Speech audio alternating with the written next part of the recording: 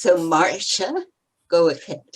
Okay, Peggy asked me if I would introduce you, Barbara. It's nice to see you. Very nice to have you as our guest speaker. I met Barbara a couple years ago when she was teaching an emeritus class, Film as Literature. And then I followed up with another class in creative writing this last spring semester from her. She's a very popular writer. And she also, at least in the back of her book that I bought, which I'll show you a picture. Can you see this? Yes. And on Fire. It's a wonderful book, which she wrote partly to help women in particular who never seem to be able to find time to write. They wanted to write. And so she has some great ideas about grabbing bits and pieces of time, to just get your ideas on paper. So it's a wonderful book called Pen on Fire, right here, Pen on Fire. Barbara also hosts and produces a radio show called Writers on Writing. She's a contributor to the Los Angeles Times and the Writer magazine.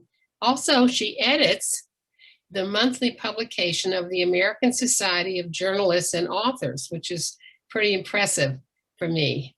I don't know a whole lot more about her except that she's got a big following in her emeritus classes. I know she teaches advanced and beginning creative writing, and it's a real pleasure, Barbara, to have you join our publishing club as our guest speaker. So give it on to you. Thank you for actually asking me to be here. And that was quite a while ago too, right? It was like April. So it's nice when, things seem so far in the future and then here we are. But, well, I know you asked me to talk about publications or maybe Peggy asked me to talk about publications and teaching. And so, if anybody has any questions as we go on, just please ask. You don't have to wait, just interject. The most recent publication is Palm Springs Noir. You can see the poster and the book is here. It came out July 6th. Akashic Books in Brooklyn published it. And it's a collection of short stories by 14 different writers, including me. And it was my idea to do this book.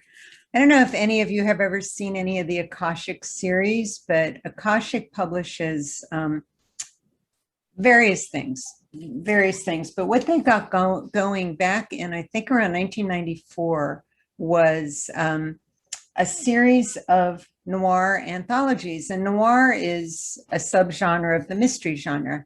Noir is, how to reduce it to its essence, people making bad decisions and continuing to make worse decisions, kind of. And while the endings of noir tend to be just, they're not happy. And so, it's the least popular subgenre, I think, in the mystery field, but it's my favorite because it really deals with realism. And so, you do need to take a break sometimes. Even I need to take a break from that. But I love how noir focuses on setting and focuses on character and deals with social issues quite a lot. And so anyway, Akashic started this series back, and I think it was 94, and now there's 110 of these books that take place around the world. So I think of them now as sort of like, if you want to travel somewhere and you want to know the underbelly of that place, pick up one of their anthologies. There's Copenhagen Noir, there's Paris Noir, there's Orange County Noir, which I have a story in, and that was my entree to the series. But I love Palm Springs, and I've written a lot about it. I did a lot of travel writing. At one point, that's all I was doing. And I was going to Palm Springs a lot and writing about the antiquing out there, writing about the old Palm Springs. I just loved it. And then about 8 years ago, I started leading writers' retreats in Palm Springs, where I will rent a house for a month and bring in writers, typically my students, typically women, and not always, but typically. And so I needed to become familiar with these neighborhoods, because when I was traveling to Palm Springs, I would stay in an inn, and it's fairly safe. You know where you're going, there's going to be people in control. But when you rent a house out there, there's all these different neighborhoods, and I'm sure some, if not all of you, are familiar with Palm Springs. But I wasn't that familiar with the different neighborhoods. So one thing I would do before I rented a house was I would look up the Palm Springs crime log at the police department, on their website. I would go to the crime log to see where the crime was happening, to see if there was any crime. And then, of course, I learned that Palm Springs, the city itself, has the most crime of all the desert cities. And a lot of that has to do with it being a resort town, and opportunists take advantage of people at resorts. I'm looking down because my cat just came home from the vet. Hi, Rosie. You okay? So, Barbara, Yeah. you said we could interject. Yeah, of I just course. have a quick question then. So what time period are we talking about? Because when I think of film noir, which I love, and watch on TCM religiously, they're basically stories or movies that are filmed and set in the 1940s and 1950s and black and white. Right. What time period are we talking about with your series? These are all contemporary. These are all contemporary. All the Akashic anthologies are all taking place in contemporary time. I'm going to turn this off too, so it doesn't keep beeping at me. And they do have a couple of classic anthologies. They have Los Angeles classic noir. So that's back then, right? 40s, 50s. I think they have a Manhattan classic or Brooklyn classic, but mostly they're all contemporary. It's all contemporary time. And so, the femme fatale no longer is wearing the tailored suit. In my story, she's in a bathing suit. So there's, a shift to not black and white, but like Palm Springs is a very colorful place. If you've been there, you know how bright the sky is and how, beautiful the swimming pools are and the architecture. So it's kind of gotten away from that. Gotten away from the black and white, although I love all that. I mean, that's kind of where I cut my teeth on all the old noir. But the trope that remains, the three tropes that tend to remain is sex, greed, and murder. So, and to varying degrees. In my story, it's pretty tame. You'll find some stories that are you just go, am I ever going to read another one of these? And then you do, right? You go on to another one.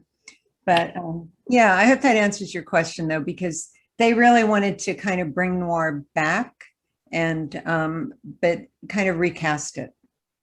And so I think that's what they've done with these anthologies. And so when I put in a book proposal, kind of like when you do a nonfiction book, you write a book proposal, you don't write the whole book. And when I sold Pen on Fire, it sold on I think a 30-page book proposal. And then I got a contract to write the book. So the same with this, because it's an anthology and not not a novel. If it was a novel, I would have had to write the whole thing. But I had a book proposal where I talked about my background, marketing background, or info, what I would do, publicity ideas. And I had a list of authors that I thought would be good. And so that all kind of went into the proposal. There were no finished stories at that point. What happened was I proposed it 3 years ago to Akashic, and they came back with, we're not really interested right now. And so I said, is that a hard no or a soft no? I said, that's a soft no. You can come back. So 6 months later, I went back again with an updated proposal. And they're like, we're not ready. We're not ready for domestic noir. I guess they don't put out a lot of these every year. Maybe, if 110 since 1994, we could divide that by, 26 years, and that's how many come out a year. So I said, is that a hard no or a soft no? It's a soft no. So I went back 6 months later with an updated proposal, and now they were ready.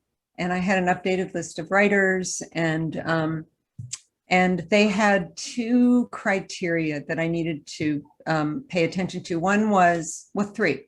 One was the word count. The stories had to be between 3,000 and 6,000 words. They had to be written by people who, if not residents of Palm Springs, were very familiar with the area, with the Coachella Valley. And the other thing was that because Palm Springs is 25% Hispanic, I needed to make sure I had a few Hispanic writers. And that was pretty much it. None of the stories were written beforehand. They were all written specifically for this book.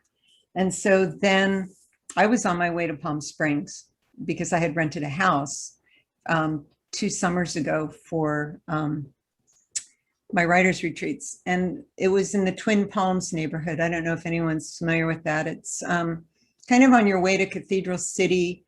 It's sort of South Palm Springs. It's one of the, I think it's the first neighborhood in Palm Springs where the houses were built for families. So families could live there year round instead of it being this getaway, Hollywood getaway. It became family oriented. And I was renting a house there. So that's where my story takes place, in one of those houses. And then I always rent a house with a swimming pool because you can't be out there in the summer without a swimming pool. And I was looking at the pool, as I always do when I'm near a swimming pool, because I love swimming pools, but they're also kind of scary. And the reason is to me is because there's electricity connected to them, right? There's a light. And I think, well, how do they know that's safe? I mean, do they check the wiring every month? I mean, how do they know? So I did a little research, which is where my nonfiction, my journalism background came into things. I did research on swimming pools and electrocutions and how does that ever happen? And I found that it does, and that swimming pools in Palm Springs, many were built before 1963. And so many are not up to code. And many people don't know that. There's no sort of regulation where you have to have your swimming pool checked once a year. So that became a part of my story, as well as, Frank Sinatra and all the things about Palm Springs that I love. So that's sort of how the book came about. And then writers started handing in their stories. One writer, I had her rewrite it many times, and she just couldn't get the gist of noir. It was something else. It was probably a saleable story somewhere, but not for this book. And so she was the one I had to turn down, which was pretty difficult. I would never want to be an agent, a literary agent or an editor that was constantly saying no to people. I just don't have the temperament for that. I'd want to say yes. Well, let's try to make it work out, which is what I did with her. And it wouldn't work. So every story I thought was strong. One I had a question about, and I sent it to the publisher because there wasn't any sex, greed, or murder at all. And I'm like, well, the tropes aren't here. Is this noir? And the publisher said, it has the vibe. It has a noir vibe. And I went, okay, great. Because so that, again, like kind of back to your question, Fred, I think noir for publishers these days, it's a little more than the tropes. It's like, does it have that noir vibe? Is it darkish? Is there, are there characters that, are questionable in any way? So one writer gave me a story that was 10,000 words instead of 6. And Janet Fitch, you might be familiar with some of her novels. She writes long novels. She wrote a couple of, her most recent books take place in Russia. So they're like big novels. One is The Revolution of Marina M. Secret Chimes of a Lost Cathedral is the follow-up, I think, and they're both like 600 pages. So I said, Janet, you gave me a 10,000 word story, but it can only be 6,000 words. And she's like, I don't know how to write a 6,000 word story. And so I cut quite a bit, and it worked out. She was happy with what we cut and worked with us. So, and then the book was supposed I have to, a question. oh, sure, go ahead. Sorry to interrupt you. That's right. But you've used two terms that I'm not familiar with. I'm a fairly new writer, All right. and I was in the background here getting out Google to see what you were talking about. But you've used the word noir, Noir, and you use the word trope. trope. And can you define those for me? Yeah, so tropes are those things that conventional parts of stories that are expected. Just as like in a cozy mystery, if you're familiar with cozies, usually there's no, cozy. How many of you read cozies ever? Anybody? No? Okay. Never heard of So, so in the mystery field, cozies are very sort of like Murder, She Wrote, or maybe even Agatha Christie, where there really isn't violence or blood on the page. It's all off scene. It tends to be more genteel, sweet, maybe, even though there is an amateur sleuth looking for the murderer, but it's all soft. So that's a cozy. Whereas noir is, and so tropes of cozies would be tea, would be little villages, kind of sweet. Tropes in noir are the dead body, right? In the first chapter, on the first page, actually, in short stories, it's going to be right there, right away. A trope would be, an old noir would be the femme fatale with the Barbara Stanwyck suit. How she, in Double Indemnity, she has that suit, or the double-breasted suits the men wore with the hats, and that kind of slick talking, that was a trope. Noir today, the tropes are malleable. They, you can almost do anything you want as long as it is dealing with characters who have, who, despite the best of their intentions, keep making the wrong decisions, and things go from bad to worse, pretty much. And let me read you the first paragraph of the introduction. Just one little interruption. Yes. Noir in French means black. Black, dark, yeah. Right. Yeah. Well, so from the very beginning of the introduction of Palm Springs Noir, I say, 10 years ago, when my first short story, Crazy for You, was published in Orange County Noir, my mother-in-law asked me to define the genre. She read mystery fiction and cozies, but wasn't familiar with noir. In noir, I said, the main characters might want their lives to improve and may have high aspirations and goals, but they keep making bad choices and things go from bad to worse. Her response was immediate, like real life, she said. We burst into laughter, but it was tinged with the bittersweet pain of knowing. All of us, at one time or another, have found ourselves in sticky situations with more than a couple of ways we might go. I'd like to think most of us take the high road, the ethical and moral path. In noir, characters follow the highway to doom and destruction. They are haunted by the past, and the line between black and white, right and wrong, dissolves like sugar in water. The hero rationalizes why it's okay to do whatever dark thing they're about to do. Crime novelist Laura Lippman summed up noir: dreamers become schemers. People are blinded by nostalgia as they try to outrun or escape their past. Afflicted affairs, lies and transgressions, and murky secrets color the world of noir. Characters end up mired in sex, greed, and murder, unable to extricate themselves. So that's the first page, which, you know, in the intro, I'm trying to define, you know, what it is and why Palm Springs. So there's a lot of history on Palm Springs and you know, sort of how the city, how the area was born, I suppose, and became what it is today. Does that answer your question at all? Yeah, it's getting me there. Well, when Peggy said black, I smiled because Pinot Noir is my favorite. I love so I can associate Barbara, I have another term to ask you. You've mentioned several times Akashic. What does that mean? Akashic.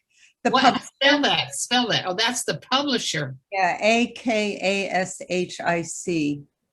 I think it's isn't it like a Jewish mysticism word, a word from Jewish mysticism or something, the Kabbalah, something.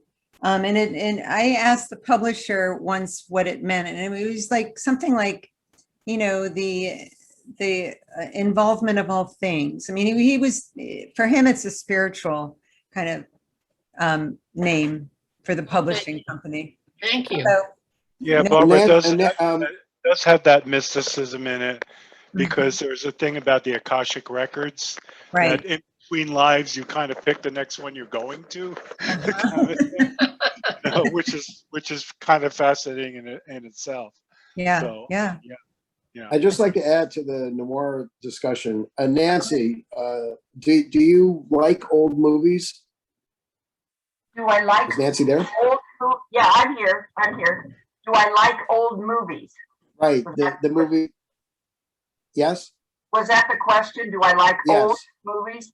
Yeah. I mean, I'm not one to really sit and watch much in the way of movies or anything anyway, but yeah, I like it. But I guess so.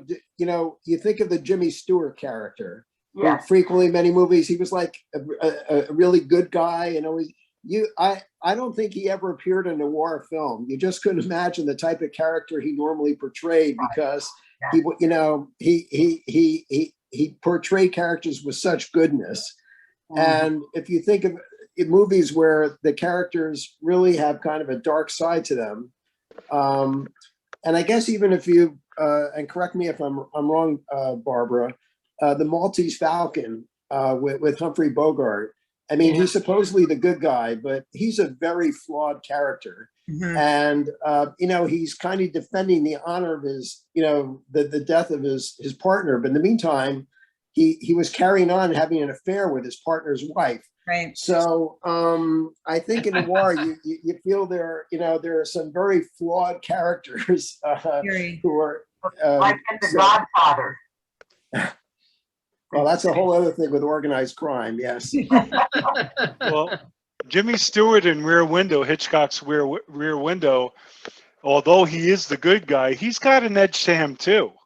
Right. Oh, okay. That's because he's very, in a certain sense, selfish until he falls in love, and even then, it's he's not exactly the easiest guy to get along with. Barbara, I was going to ask: is there a particular writer that you look to or that you like as far as new noir? You know who I like is her name's Vicki Hendricks. She writes it's very gnarly. I don't know. It's she is in Florida. I think, does she still teach at a college university down there? I'm not sure, but she's been called the Queen of Noir. She's still living. And her stuff, it can get very, very gnarly. Patricia Highsmith. Oh, yeah, I've heard. Yeah, I mean, they're, Strangers on a Train. The novel is different than the movie. And The Price of Salt, Carol was made from The Price of Salt. The movie Carol was made from her story, and it's pretty dark. So, I mean, I read widely. I don't just read noir, but but when I do, Vicki Hendricks, Patricia Highsmith, Laura Lippman has a book called, a newer book called Sunburn. I think it was 2 books ago, and I would consider that noir. Okay. as And well. Vicky Hendricks, is that spelled R-I-C-K-S or Yeah, yeah, R-I-S? yeah. Which one? ICKS. Okay, because they could be spelled different ways too. Yeah. Okay, thank you. She has, I think, four noir novels, and we've been in touch. So it's kind of interesting having this conversation with her, because what did she say recently? She said, because I was talking about noir, asking her about noir. Oh, and she said, there's many kinds of noir, but to me, only the James and Cain types count. Main character is the murder, passion, obsession, love triangle, and betrayal included. So, Okay, gotcha. because people will say, like the publisher of this book, well, it has the vibe. And she's like, no, that's not enough. It has to have these things going on. But, everybody has different tastes, right? We all have different tastes. And so if it works, it works. Yeah. If it I works. just also wanted to tell you that one of your students, that's a good friend of mine, Amy Ramaker, has gone to some of your emeritus classes and really loved your teaching. Oh, So excellent. I just want to compliment you. Oh, thank you. That's another kudos for you, Oh, thank you. as far as that goes. So Yeah, tell her anyway, hi. Tell her hi. I The Jimmy Stewart, I wanted to ask you what you think about Vertigo, because I just watched it. And while he is not the problem, it's very dark. I mean, it ends on a downbeat, doesn't it? yeah. And, he's just been snowed by, these other characters. And I found it really interesting this time. I've seen it a few times, but, I was thinking, this is noir. And I don't know if anybody's ever called it noir, but it is. Peggy's going, yeah, yeah. No, I agree with you. I never thought about it that way, but I mean, and it would, you're right. It wouldn't be shown on TCM as a noir film, but as you describe it, I can see exactly what you're talking about. Yeah, Yeah. it's kind of It interesting. has kind of surrealistic elements too, even the Salvador Dali scenes. And I mean, Right. they're right. about as far out as you can get as far as what he contributed and some of that scenes of what they were visualizing. So, Mhm. yeah. James M. Cain, though, I mean, some of his books, The Postman Always Rings Twice, and I mean, he's written so many, and they're small novels. I thought quite enjoyable, actually. So really dark fiction I can't read. I haven't read American Psycho, or, I mean, there's some really dark novels. I just, not considered noir, but just dark. So I don't even read horror. I mean, it has to fit this certain definition, it has to fit in there, and there has to be something dealing with some kind of social issue. I think the kind of noir that like the Postman Always Rings Twice is that deals with class issues, right? I mean, it's dealing with class. And my story, I'm dealing with class. I'm dealing with family, and secrets people keep from each other. And what do you do with that if you have a problem with a family member? In my family, well, let me just say this. If you read my story in here, that's my brother, my mother, and me. But it's not at all, because I forgave my brother for what he did. And my character, Greta, can't. And so, what would somebody do if they could not forgive? She does it. She does that thing. But I was thinking about how we put our lives into fiction. And I've done a lot of journalism, and so it's almost like, the nonfiction that I do, I write essays, and the nonfiction that I do has sort of bled into my fiction in many ways, because I just seem to throw my family in it, past relationships. I mean, I don't think anybody would recognize themselves, so, I mean, it is fiction. But and we never lived in Palm Springs as a family, and my brother never swam, so that the fact that he swims in this story never happened. So, you know, I mean, we take parts of our lives and put it into fiction, I think. Barbara, I have a question for you in terms of the art of constructing a noir story. Because typically, I think most writers in a story, they want to create a protagonist, someone you can empathize with and or root for, sort of, you know, as the tale unfolds. But, you know, in typical noir stories, they're, you know, as we've said, you know, some deeply flawed characters engaging in suspects scenarios.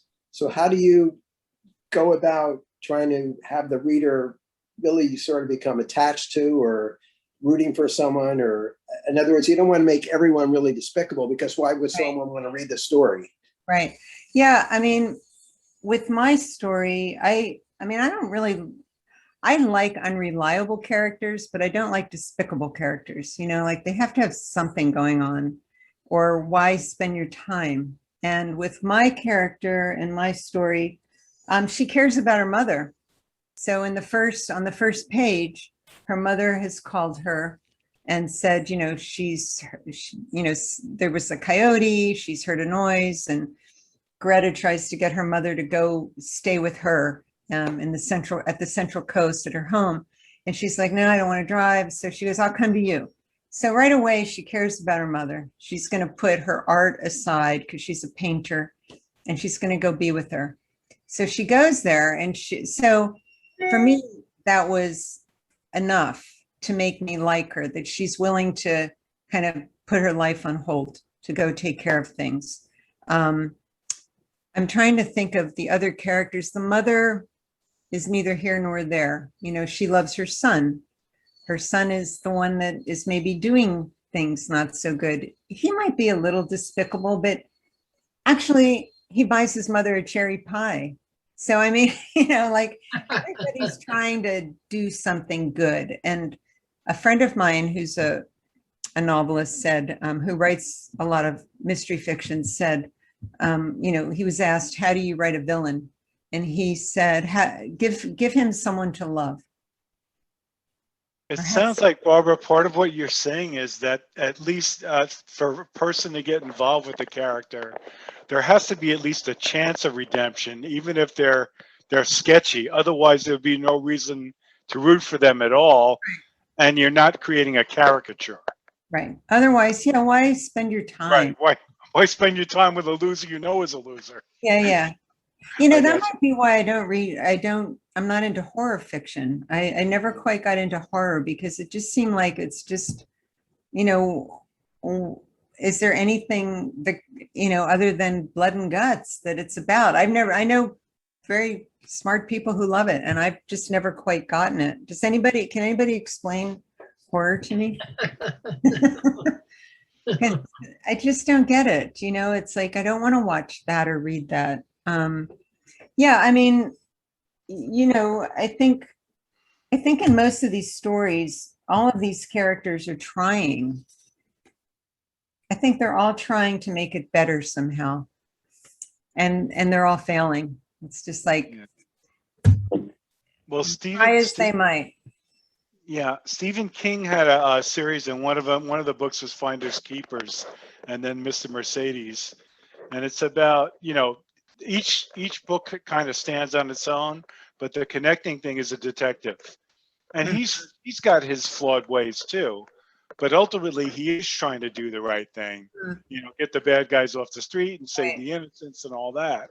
So it was compelling in that sense, in that he was the one of maybe 2 or 3 characters in all 3 that are at least trying to do the right thing, even in the face of some pretty horrible characters around them. But ultimately, they, you know, they can be triumphant in their way because they have a purpose, and that's a good purpose. Yeah, you know, yeah, but you're right. If there's one character that you can kind of grab onto and empathize in some way with, then yeah, I mean, that's all fiction. It's all fiction.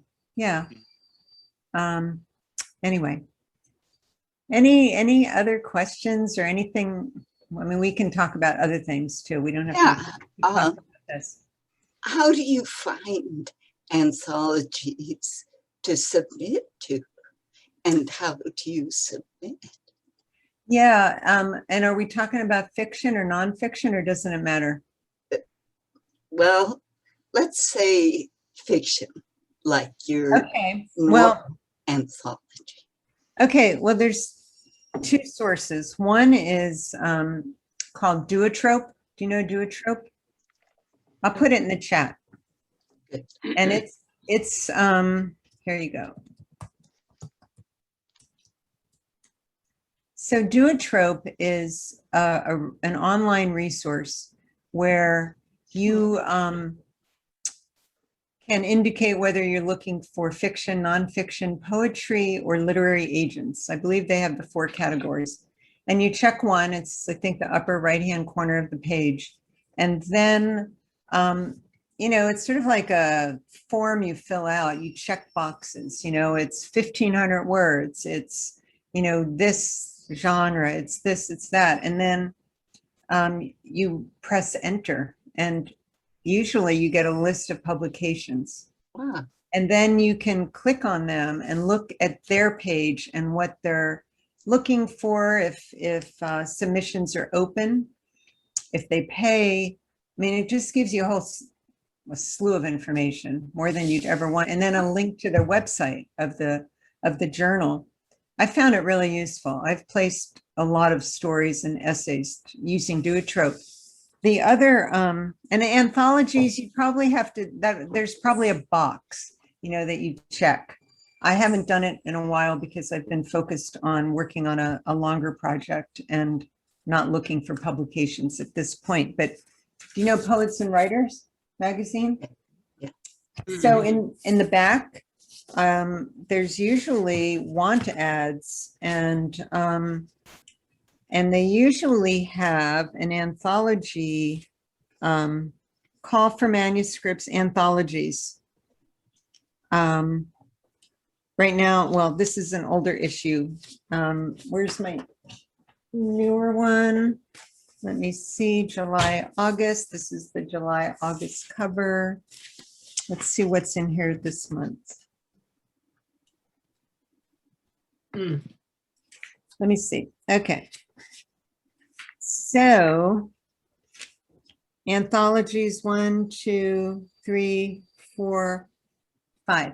There's 5 anthologies calling for manuscripts. So I like to look back here and see. I have a story coming out in an anthology in 2022. And I found that one through a fellow writer who was familiar with my stories and said, have you heard about CAS? I think it stands for Coolest American Stories 2022. Have you heard about CAS? They're looking for stories. And I think your story, the type of stories you write, would fit well. And so that's how I got involved with them. So sometimes networking is really useful. You know, I mean, I do a lot of networking. I go to literary events. I mean, now they're all on Zoom. All of my events have been on Zoom for the launch of this book. When we could be in person, I would go and, you know, meet writers and correspond with writers and be involved so that, you know, I'm giving to them. I have a radio show, so I get to know writers that way too. And I find, like, with writers tend to be generous people and will help you. And, you know, it's sometimes it works to help them first, to help other writers first, instead of when, you know, you need the help. Like with this one writer who told me about the anthology, I'd had her on the show a couple of years ago. And we, you know, we didn't become friends that have lunch, but we were, you know, friendly. And so she had me in her mind with this anthology. I don't know. But So you're automatically a member of the publishing club because you accepted speaking. Oh, excellent. So we've got an anthology. So we'd be so honored. That's if great. I you want to hear more submit about the this. story. Is it fiction and nonfiction? Yep, Yes. Ken? Nancy Teller. Yeah, tell me. Yeah. Peggy, that's a great idea. Peggy, It is a great great idea. So Barbara, you would submit your piece of writing to, well, we had kind of a mix up with the websites, but anyway, use the same website that Peggy has, the publishing club, Laguna Woods Publishing Club at gmail.com. And the criteria, I could send you a document that tells you the That criteria. would be great. That would be great. I'm about Basically, to it's write a things down. 2,500 word piece. Excellent. So, yeah, that's probably the best way. I'll get your email from Peggy. Yeah, and come I back would to like to hear. you. Yeah. Yeah, thank you. Yeah, I love anthologies. I mean, what I love about them too, it's just the range of work, you know, I mean, I love that this is full of stories. One of the stories and the intro is mine. That's it. I mean, that's all that's mine. Everything. And I wanted to read stories about the desert. And so what better than to have this anthology with different writings? But I think with anthologies, that's what you get. You know, that's what's great about them. You just get a range of material. So you can read in order, you can jump around. Yeah, I'd love to hear. Well, you'll fit right into Village Stories 2021 because we have quite a mix. That's excellent. Barbara, could you talk about your radio interview show with writers and just tell us Sure. something brief about that? Yeah. It's been going on for 23 years. I started it well, since the pandemic, we haven't been in the station, but the station is at UC Irvine. And I learned about it because I was doing an article for Orange Coast Magazine on this animal activist that it was going to be a feature. And she had started a group here in Orange County, pretty big group called Orange County People for Animals, I think it was called. So one day I followed her around just to see what she did. How did she spend her day? And she took me to the station. I didn't know that the station was even there or that community members could have a show. And so time goes on and I was trying to sell Pen on Fire and a publisher had it. John Wiley and Sons in New York had the book, had the manuscript. And the editor came back to me and said, I love it, but marketing, because everything ends up in marketing.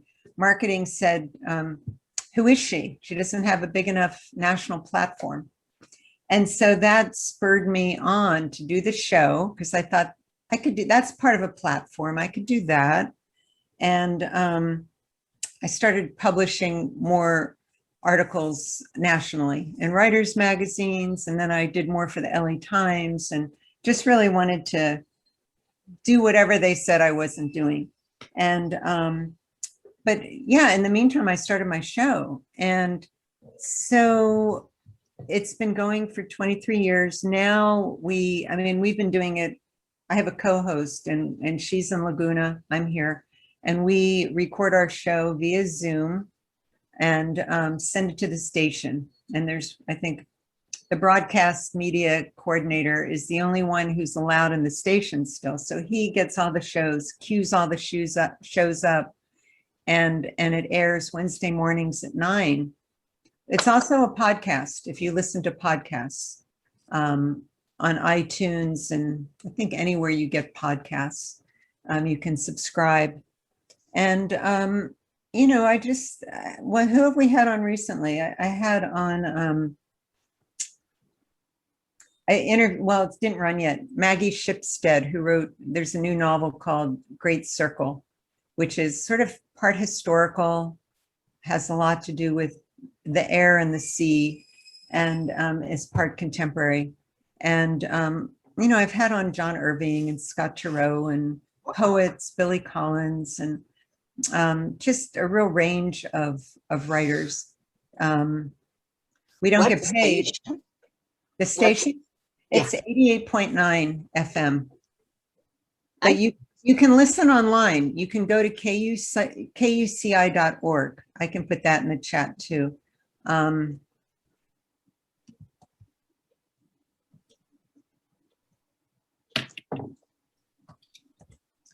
So you can listen online.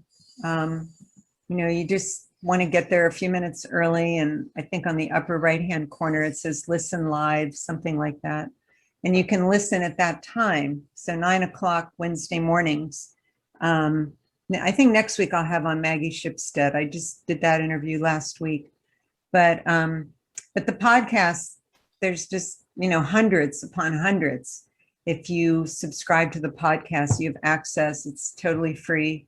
And a few days after the show airs, we put it on the podcast so people can listen. And it's been, I called it, and I guess I still do call it, but I used to say it was my own personal MFA program because I don't have an MFA. I learned so much from writers talking about writing. And, I'm not an extrovert, so I would not call up any of these authors and say, hey, I'm in town. Can I take you out to lunch? I would never do that, ever. I would never do that unless they said, when you come to town, call me. Even then, I haven't gotten in touch with people. But on the radio, I get to talk to them about writing. It's like an hour of just talking about their books and writing. And so we keep going. I don't know if I'm going to go back in the station. I'm thinking, now that we've been doing this through Zoom, podcasts, do we need the station? It used to be that book publicists wanted you to have a radio station. Like it wasn't, podcasts were okay, but radio was the thing. And now I don't think they care. They don't care anymore. I listen to radio. I listen to K-Jazz all the time. I have it on and I love jazz in the background during the day. But but podcasts seem to be the way. And so I don't know. Do any of you listen to podcasts? Do you have favorite podcasts that you listen to? No. There's so many good ones. I was just on a crazy one called Drinks with Tony. And Tony is a instructor at UCLA. And he has this show called Drinks with Tony. And I've listened to it and over the last couple of years. And when I first started listening to it, I thought, he's not really talking about writing. He's talking about, everything else. And then he asked me to come on the show. And so last week, was it last week? Where are we? We're on Wednesday. It must have been Monday. Feels like last week. We talked and it just went live today. And I listened to this. I'm like, this is the craziest show. I mean, it was so fun, but it was hardly about writing. It was about other things. I can't even tell you what. It's just, anyway. So anyway. I'd like to know what you do in your spare time. Spare time. Yeah. I signed up for a drawing class at Emeritus for the summer and I went to like one of them and I haven't gone back and I guess now it's over. It's over now, right? Because I just have been busy with promo for this book and I'm trying to work on my novel and I was working on a memoir and I put that aside. And I'm, there've been all this, forms like questionnaires that I have to fill out because of this book and shows and it's been crazy, but I have a cat. I have 2 cats. One of them isn't well right now. And I weave. I'm a weaver. So every holiday season, we have a boutique where some friends who do handcrafts come over. And I've been doing this for years. We have like a boutique in this house. It becomes a boutique. I sell my weavings and only because I can't keep them all. It's like, I just like to do it. I bake sourdough and I like to bake desserts. So I have a garden. No rest for the weary. Yeah. Barbara, in terms of your writing, do you, like you say, you're working on a novel or memoir, do you have a certain time each day that you're setting aside, 10 to 1 or whatever, every day I'm going to just sit at my desk and this is my writing time? Yeah, I do, actually. I don't always get much done, but I have the time. I have a group of people back in January, a group of friends, and I started I guess we call it an accountability group, where every weekday we log on to Zoom and at 9:30 in the morning, and we all say hi for a minute, and then we turn off our cameras and turn off our mic, and we use the next 2 hours hopefully to get writing done. And then at 11:30 we go back, we turn our camera on, we turn the mics on. How'd you do? Okay, good. Okay, bye. See you tomorrow. I mean, we don't share the work. We rarely talk about it, except maybe on Monday we might say what we hope to do that week, the coming week, and then Friday at 11:30 we say whether we did it or not. And so it really, it's funny because I approach it almost like it's a job I have to get to. If I exercise, it's in the morning. Most mornings I'll go for a long walk up into the hills, and then I'll come back, I'll shower, I'll have breakfast, and I have to get here by 9:30. And it's really useful knowing that there's going to be people waiting for me, or I'll be there waiting for them, but that we're all kind of a part of this thing. And I think for me as a writer, I need that accountability, because it's so easy to be distracted, especially when you have other things. I mean, we all have other things to do. And when I'm teaching, it's even more important that I do that, because then I feel like a fraud if I haven't done my writing, and I'm working with students who I'm telling them they should be writing every day, and I'm not doing it. It's just a big fraud. So I feel like I have to do it. So in different ways, it's where'd he go? Oh, there he is. Everything shifted. Yeah, Fred. So yeah, it's an accountability group. I really recommend doing That's a great idea. with a couple of people. We Maybe should do. you do that. Do you do that? Does anybody have? No, Yeah. we should do. Barbara, do you have a critique group or a particular editor or two that while you're in process of something, you kind of either read excerpts or something where you can get feedback? Yeah, Because I know as a poet, I can do my thing, but there might be obvious things that are obvious to everybody else in the world that aren't obvious to me when I'm in the process of it, trying to get my ideas down. I think critique groups are so important. I am in one right now, and different times through my life I've been in critique groups, and then I take a break for whatever reason, and I have been in one. But when I wrote Pen on Fire, it's really because of my critique group that I ended up doing this, because I was bringing material. I think I was working on a novel, and I get good critiques, and then I brought pages from Pen on Fire, because it just started coming out of me. It's like, where is this coming from? And they began saying, this is just the best stuff you've ever written here, that you've brought here. And I'm like, really? This was so easy. Yes, really, you must continue. You must continue. And that's really, I think, why I continued, because I just thought I don't know what I thought it was, but they knew better. And I found it, really necessary. I don't think I would have written the book. Yeah, and then I also think the critiquing, if you have a good group of people, after a while you start thinking almost the way, even when you're in process by yourself, the way certain people would key on certain things. In other words, there's one person who always wants you to write in the first person. There's somebody else who wants short paragraphs. There's but in the process of it, I find myself sometimes thinking, what would so-and-so say about this? And it helps me, even while I'm in process, kind of self-critique, so that by the time I actually bring it to them, I'm closer to where I want to be anyway. Yeah. And then they help me kind of fine tune it. And I found that really useful. That's really Yeah. Scott, I'd like to tell you about a group that I'm involved in that is exactly what you described. It's called the Intrepid Writers Group.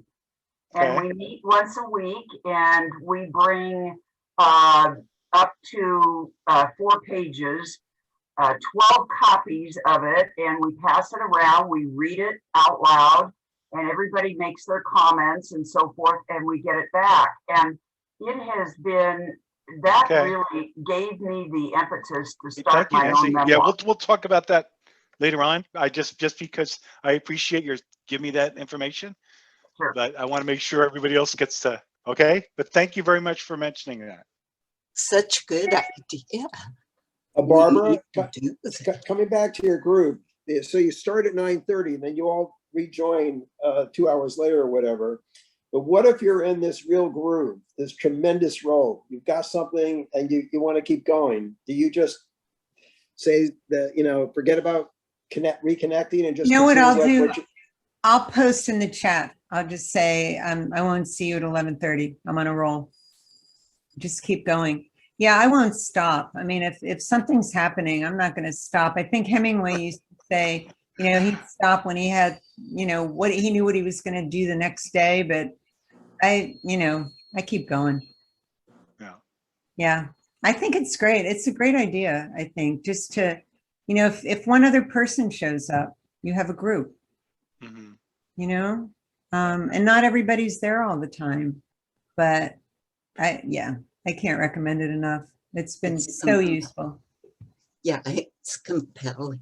And even after we're all back in the room, we can be together again, totally freely. I mean, we're, I suppose, almost there, but I think we'll keep going on Zoom because we have someone from New York. Now we have someone from Davis up north and someone from another friend in New York, another one in Pennsylvania. So, we'll just keep doing it this way. Plus, we don't have to travel, which I think Zoom has kind of spoiled us a little bit because now I teach a couple of private workshops here where I live in the studio behind my house. And now that we've been on Zoom for so long, some of them are going, you know what, it's kind of nice not having to drive and not have, it's like, maybe we continue this way. I'm like, maybe. And now we have members living elsewhere who've joined the group. And so. And also, you focus on the speaker without distractions. That's interesting. Mhm. Yeah, you do. I'm actually here in Connecticut. And if Oh, it you weren't are? for Zoom Really? and the Really? pandemic, I would not have continued to be part of the publishing club. So I'm living proof of that. Right. Are you from Orange County and you moved to Connecticut, or what happened? Long story short, I'm from the East. I grew up, spent part of my childhood in Connecticut. My wife and I were exploring Laguna Woods. We love it out there. If it weren't for our moms in their mid-90s, we would be out there full time. We were coming out in the winters. So that's what we've been doing. But because of the pandemic, we actually got stuck out there for 17 months. Wow. and now we're back east for a period of time because we want to be near our moms. And Sure. but our goal, yes, is to come out because you have the better weather. There's no question about that. Yeah, but you have water. That's right. That's right. Well, let me That's just a good tell you, point. since I imagine you come east sometimes, what the big difference is the humidity here. Yeah. And it's gotten worse with the climate change. And yes, I'm well aware of everything that's going on out in your neck of the woods, but lower humidity and more temperate weather year round, it's especially with our respective health problems, my wife's and mine, it's definitely better. So you're in a good place. But coming back to your point, Zoom has been so helpful in so many ways. And I think, for this being an example today, but I think there'll be many reasons why it will continue even once the pandemic is over and done with. Yeah. So I agree with you 100%. And also, we plan storytelling in September, and we're gonna Zoom because that way Fred can come Right. as well as all the rest of you. Yeah. Yeah. Interesting. And you can focus on the story and the Mhm. storytelling. And we don't have to worry about the food. And we don't have to worry about the food. That's right. That's right. That's right. All of that. I'm in a book club and we were meeting on Zoom until the last couple of months, I think. And it's nice to see everybody again, and everybody's right here. So, but Yeah. it was nice not having to deal with food, right? Everybody's bringing a dish and it's like, do we have to keep doing that? And a couple of people are like, yes, we have to. A couple of us are going, no. So that created a conflict. I'm like, oh my gosh. Okay.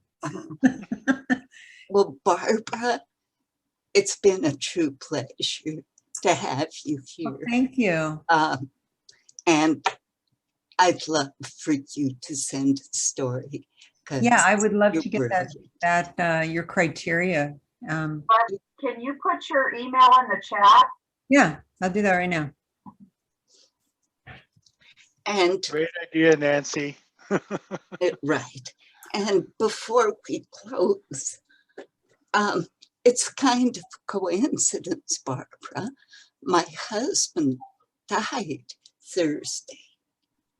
So Sunshine made this beautiful card for me as Oh. a memoir. And my husband's greatest accomplishment, according to him, was that he was a hot air balloon. So here's a hot air balloon I drew Oh, with us in it. That was And- Peggy's drawing, and she sent it to me so I could put it all together in the card. that's Right. lovely. And here are two cats, because I Oh. have two cats too, that my husband got to cheer me up Oh, when my other cat died. And I drew this one too of us Oh, for, that's very for nice. his birthday. oh, that's excellent. Special, That's Very excellent. nice. very special. Are you an artist as well as a writer, Peggy? Yes, and a musician too. A woman for all seasons. Which is Many talents. What do Many you play? talents. What do you play? Ukulele. Oh, nice. Yeah, I'm in love with my baby ukulele. Yeah. Nice. Very nice. Yeah, it's been lovely meeting all of you and seeing Marcia again and Jerry. So yeah, thanks for having me. Thank you so Yes. much. It's Thank been you very wonderful. much. Really wonderful. Yeah, Thank you so much. it was Appreciate it, enlightening, and I hope you'll join us every month if Yeah, you let me can, know of your meetings for sure. of course. And what we're going to cover next, Nancy's going to kick in and talk about criteria. So are we ready for that? And also, no, next month is Phil, and he's published 7 books. Wow. So Phil's going to talk to us about his publishing adventures, which have been extreme. Is it because- Phil Duran? Excuse me. Phil Duran? No. No, Phil Silverman. Okay. Do you know Phil Duran? Yes. Yes. Yes. I He's love one of my I- students. He's in one of my workshops. oh, wow. Yeah. Because I recently read his memoir about his experience with his late wife in Tuscany, The Reluctant. and that was fantastic. Yeah. Anyone who wants to read wonderful travel writing combination memoir, Yeah. and I forget the name of it, but Yeah, The Reluctant. he is Tuscan. The Reluctant. yes, that's it. What's the title? What's the title? The Reluctant Tuscan. You want me to put it in the chat? Yes. Yeah, if you Phil like. was in my workshop working on that book. Yeah. Wow.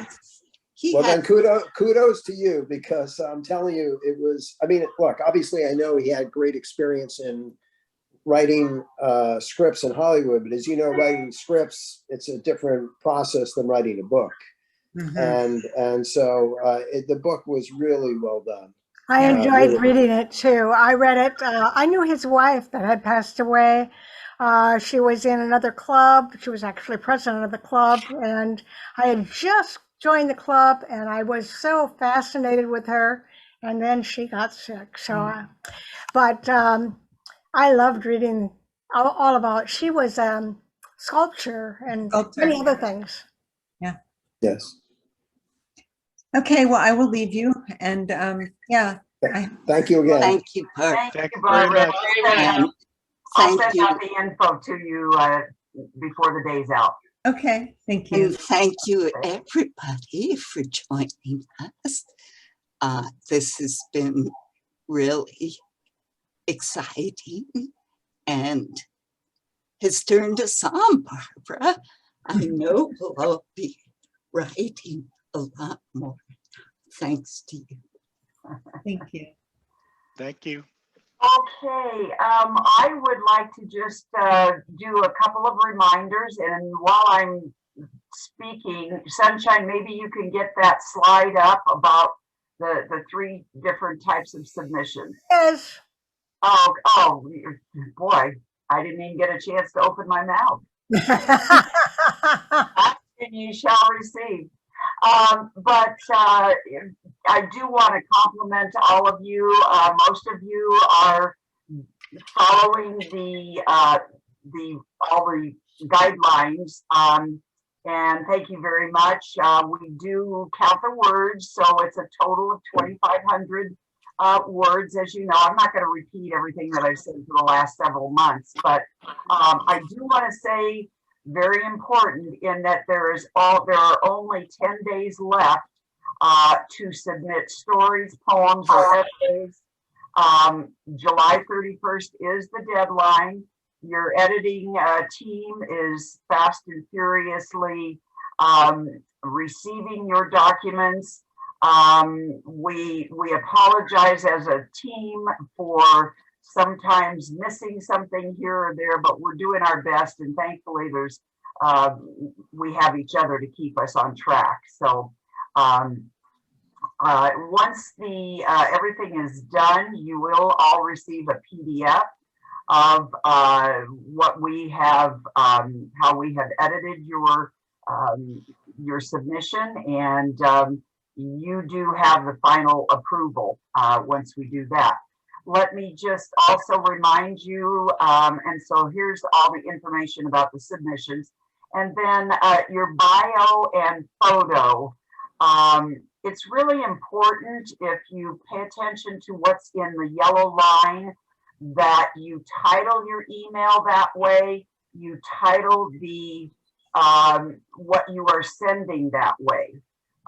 Your name, first name, last name, comma, bio, comma, the submission date, there's an example, comma, and then VS 2021 for Village Stories 2021.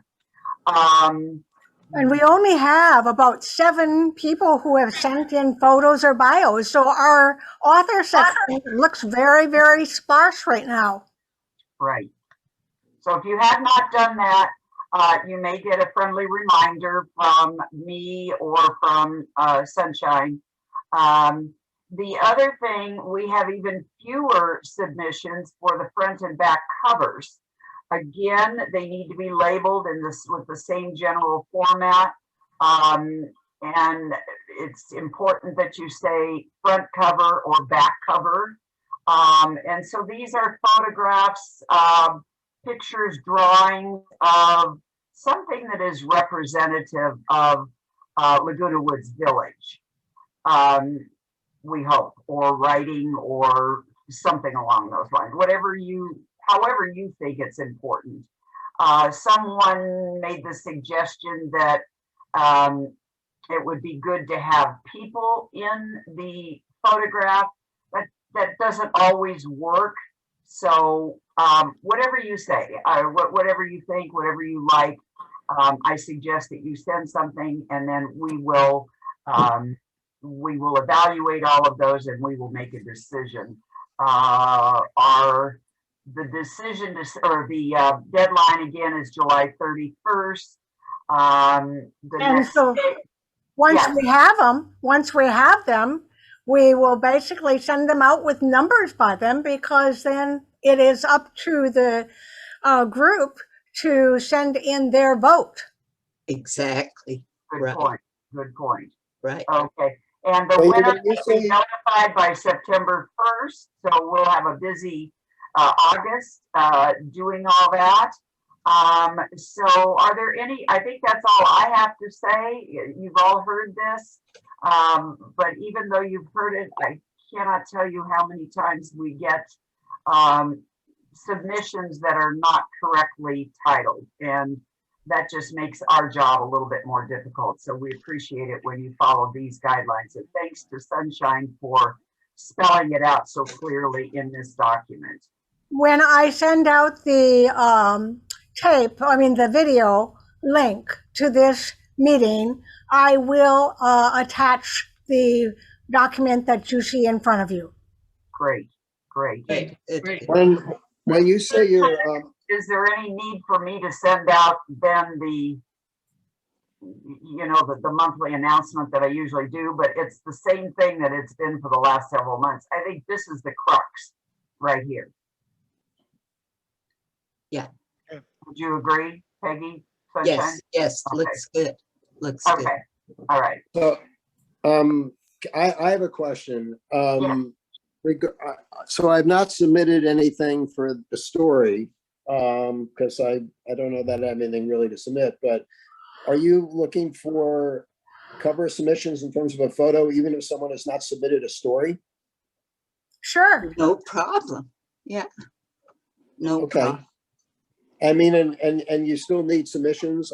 I mean, I have lots of pictures I took around Laguna Woods. Good. That would be wonderful. Yeah, Good. that would be good. Because whichever photos win, their name will be mentioned on the inside where they have the ISBN number on that page. Their name will be mentioned. Okay. I mean, if you really want more photos, I'm happy to search through what I took and send it to you. It's up to Sure, you. that would be great. Yeah, do it. That would be great. So don't forget also about storytelling in September. Your story can't be over 8 minutes. Now, before Zoom, we had to practice twice together. Now we can't practice, but practice at home. Make sure you know your story well. It isn't very good if you're sitting there looking down, reading it. So, yeah, so get your story ready for September. Practice. Peggy, didn't we change the date because of Yom Kippur?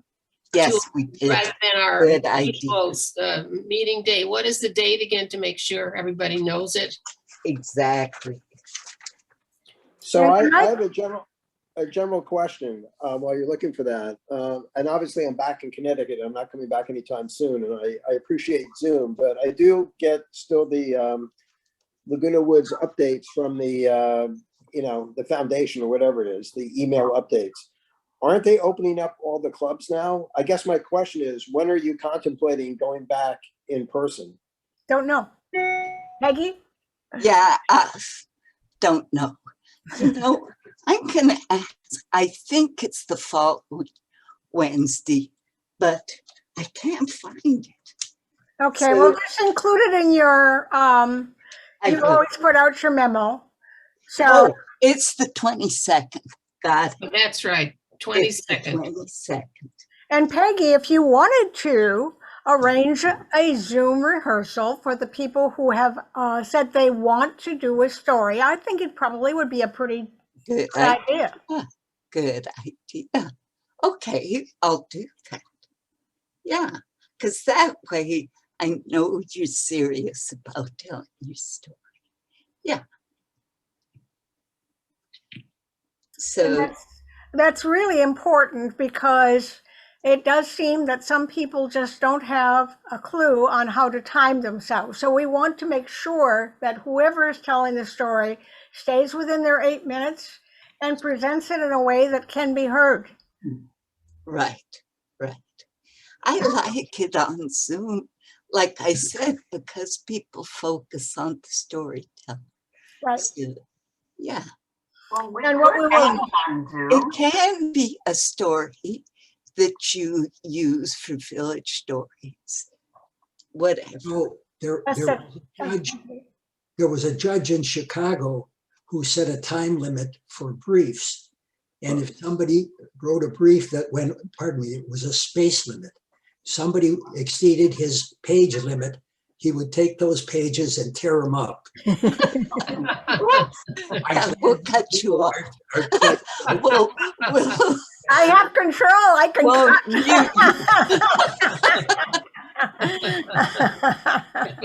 And the other thing, You can just shut us off, right? that's right. I Sunshine? sure can. I sure can.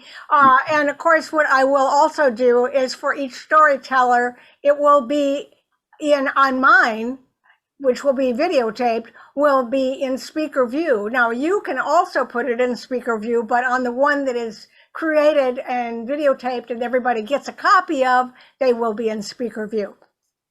great. So we are doing it via Zoom then on September 22nd. Is that what I'm hearing? Yes, yes. Okay, okay. Not September, whatever it is, a week before. 15th. It's not the Yeah. 15th. Not September 22nd. right, right. I guess I Because could of that was Yom Kippur.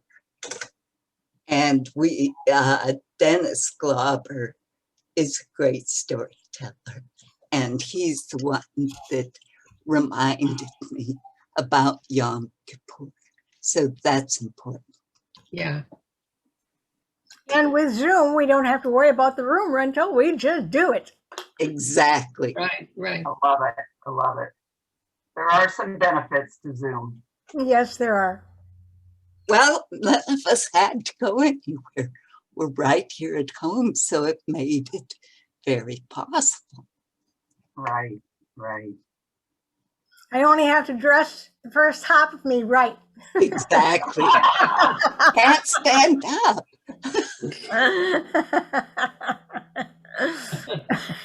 Fred, it's so great to have you join us from Connecticut. I think it's wonderful. That's cool. Well, thank you. Yeah, like I say, our goal is still to be back. Definitely, well, hopefully by November of 2022. But we're still thinking about.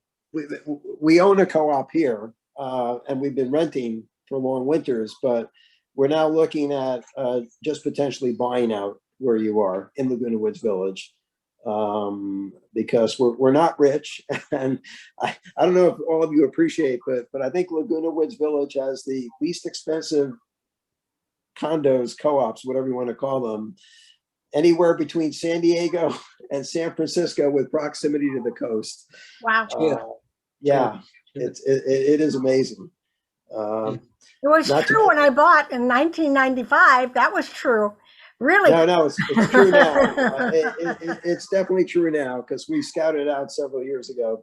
And obviously, we have all the amenities nearby. And I'm just hopeful we get back to the point. I have immune system issues, and Debbie and I love going to the theater, and we loved going to South Coast Rep and also the Laguna Playhouse, and we had subscriptions. But even though theaters are starting to open up around us here, I cannot go. I have to wait. And I'm just hoping and movie theaters. I love going to the movies, but again, and they're, what's it called? The director's cut in cinema that's in, where is it? Just a couple exits south that we used to go to all the time. I hope it's going to still be there, but we can't go anywhere. I cannot go to indoor activities. I don't even dine indoors. We just go outside. So I'm hoping at some point, enough people are getting vaccinated and these mask mandates will end, because for me, it's, I have to stay away from people, unfortunately. So Zoom is a, something that's Zoom is a boon. Yeah, Zoom's a lifesaver. Absolutely. Fred, you might enjoy the Saddleback Emeritus film classes. I've taken them for the last 5 years. Film and literature. Susan Hecht has a wonderful class with a huge following, as does Pat Broski. They're Wait, so when before the pandemic, where were they taught? well, in various locations around Laguna Woods. The one I used to go to was at a church or at a community center, you know, where they had a big screen and we'd see the film. But since Zoom, we have to watch it on our own, usually on Netflix. But both those instructors teach film as literature through Saddleback Emeritus, and they are wonderful classes. I highly recommend if you want to. Oh, thank you. You want to discuss and learn about films. Yeah, I'm a film buff, no question. Yeah, there's very good people in the class that I've been in with Susan Hecht, as well as Pat Broski. Oh, So well, check thank you it for the out if you're tip. interested. Yeah, thank you. All right, well, thank you all again. And yeah, so Zoom absolutely has enabled me to stay connected. And obviously I will understand when you go back to in-person classes, but I appreciate for the period of time that you have it on Zoom, it's a way for me to stay involved. Yeah. So Good. We're not thinking Good. anytime soon of leaving, at least not till Clubhouse 3 opens again. Because but there are clubhouses opening with clubs meeting in Yeah. person now, aren't there? yeah, Yeah. but Okay. not the performing arts. But like even in my other one class club that I am the president of, the Sunshine Performance Club, I sent out an email to all 40 members and said, what do you want to do? And I only had 2 people respond, and those 2 people said, we want to Zoom. So we're Zooming. Right. So thank you, Marcia. Oh, of course. Thank you, Sunshine. You So bet. Peggy, again, my condolences Yes. on the loss of your husband. Yes. So Yeah. very sorry. Well, he's with me. He's with me right now.